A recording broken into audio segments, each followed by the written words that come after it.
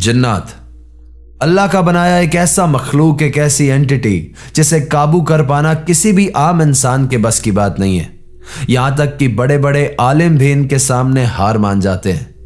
सैकड़ों किस्से हैं हमारी आज की दुनिया में ऐसे जहां पे एक पूरा पूरा परिवार, एक खानदान, एक पूरा का पूरा मोहल्ला इनकी चपेट में आ जाता है और उसके बाद उनके साथ क्या होता है हम और आप कहानियों में सुन चुके हैं। नासिक में रहने वाली हमारी सब्सक्राइबर जन्नत बताती हैं कि कुछ ऐसा ही हुआ उनकी आंटी के साथ 1998 में, और जो किस्सा उन्होंने हमारे साथ शेयर किया ना, वो सुनकर के तो आपको खूबसूरती से डर लगने लगेगा। कहानी में आगे बढ़ने से पहले एक छोटी सी रीत है, वो पूरी कर लेते हैं। अगर चैनल अभी तक सब्सक्राइब नहीं किया है तो इसे सब्सक्राइब कर लो, वहां पर एक बेल आइकन होगा उसे प्रेस कर देना, ताकि आगे आने वाले समय में मैं जो रियल लाइफ इंसिडेंट्स पर कहानियां लेकर के आऊंगा वो सबसे पहले आप तक पहुंचती रहे। अगर आपके पास भी ऐसी कोई कहानी है जो किसी सत्य घटना पर आधारित है तो नीचे दिए गए जीमेल एड्रेस और इंस्टा आईडी पर आप उसे हमारे साथ शेयर कर सकते हैं। तो चलिए दोस्तों, बढ़ते हैं हमारी इस खौफनाक कहानी की ओर। इस कहानी की शुरुआत होती है 90 के दशक में, जब सना की उम्र 20 साल की थी और वो बेहद खूबसूरत होने के साथ साथ एक बहुत ही अच्छी इंसान भी थी। सना बहुत ज्यादा इबादत किया करती थी और वो रोज नमाज और कुरान भी पढ़ा करती थी।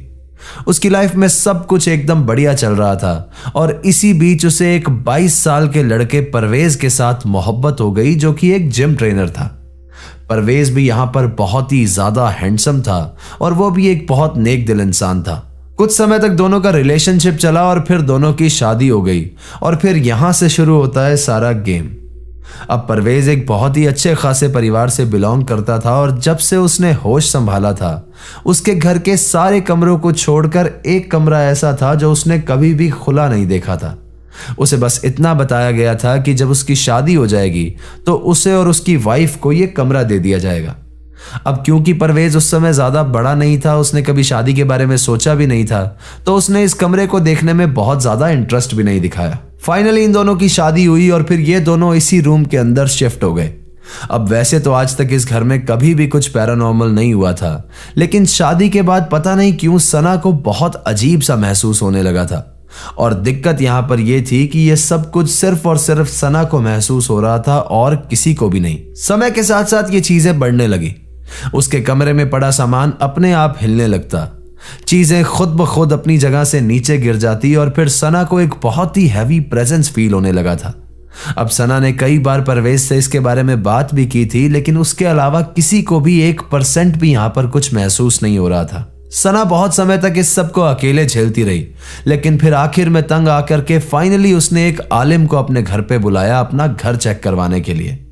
जब आलिम इसका घर चेक करने के लिए आया तो वो एकदम हैरान रह गए, क्योंकि पूरे के पूरे घर में कुछ भी नहीं था। लेकिन जब सना का रूम चेक किया गया तो वहां पर एक पूरी की पूरी जिन्नात की फैमिली बसी हुई थी।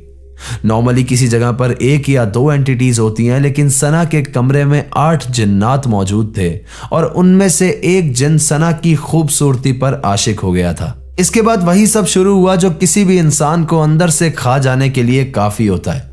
सना के खूबसूरत चेहरे की रंगत कम होने लगी, उसके आंखों के नीचे डार्क सर्कल्स पड़ने लगे और फिर इसी के चलते जब उसका चेकअप करवाया गया तो सना की रिपोर्ट्स एक नॉर्मल इंसान के जैसे आती थी।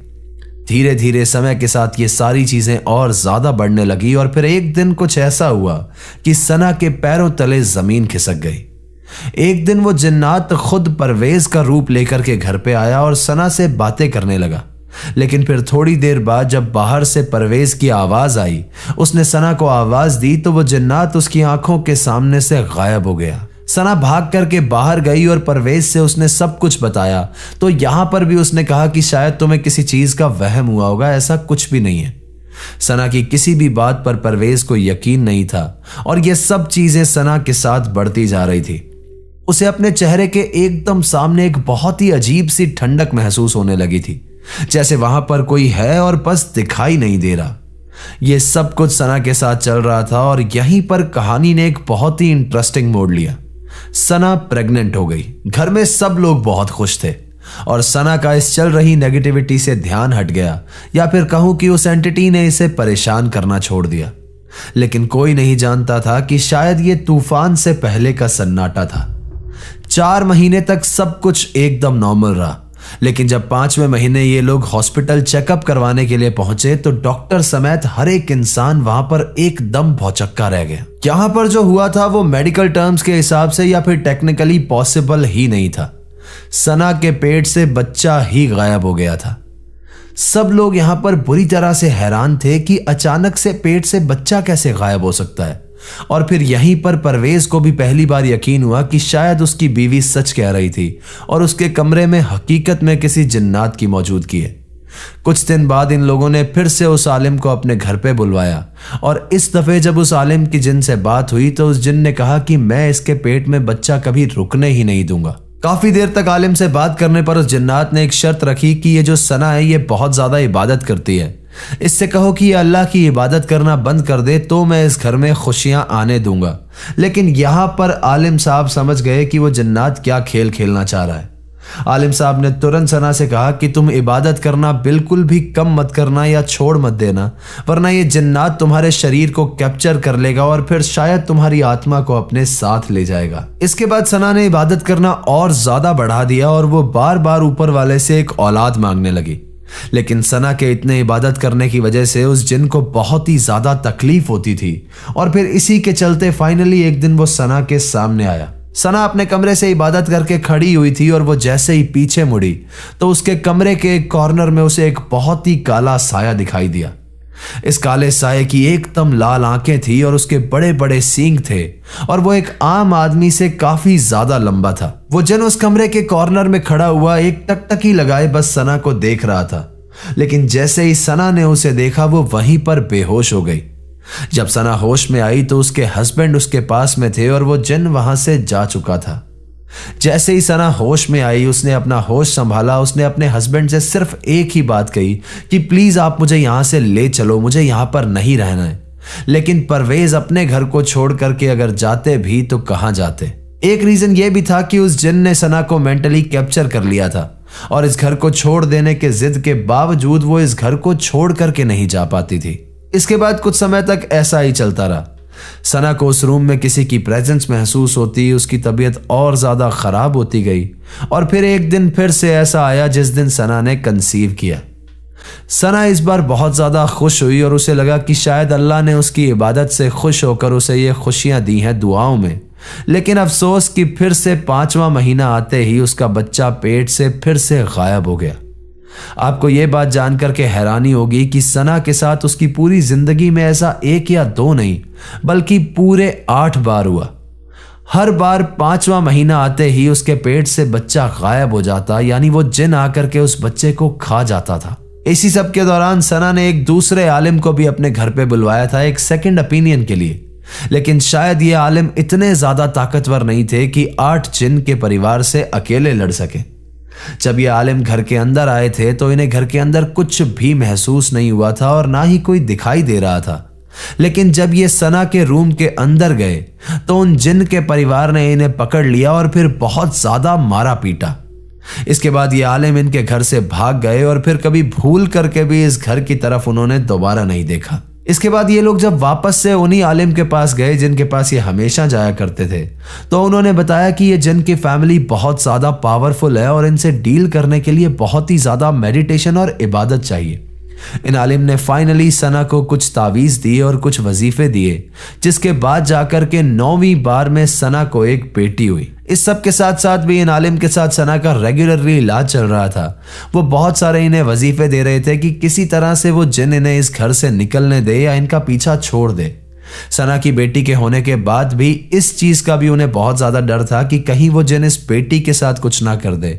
इसके पैदा होने के बाद इसकी तबीयत खराब ना हो जाए, तो इसके लिए भी बहुत सारे वजीफे, बहुत सारे उपाय टाइम टू टाइम किए जा रहे थे। कुछ समय के लिए ये चीजें नॉर्मल हुई थी कि एक दिन सना को अचानक से पैरालिसिस अटैक आ गया।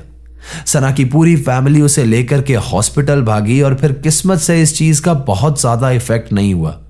बस सना की राइट बॉडी को इस अटैक ने इफेक्ट किया था और इस चीज का थोड़ा सा असर उसके चेहरे पर भी रह गया था।